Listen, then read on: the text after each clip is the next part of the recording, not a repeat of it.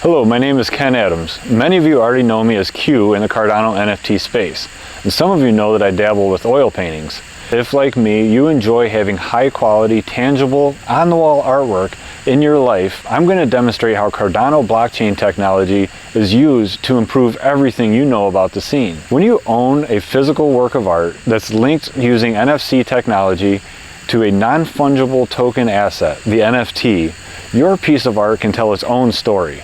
It's this easy. Open any NFC reading app, scan the link chip, and you're taken to the associated NFT itself. From here you can see the metadata provided by the original artist. You can see the policy ID, a unique identifier that ties your piece together with other works of art in the same collection. You can use on-chain transactions to show sales history and date of origin for the work.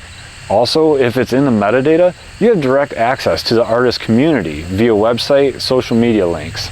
Are you ready to start integrating or even demanding immutable Web3 technology with your physical art? I think you should.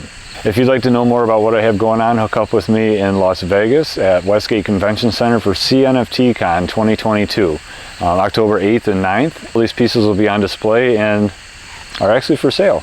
So details on that are to come, and we'll see you there.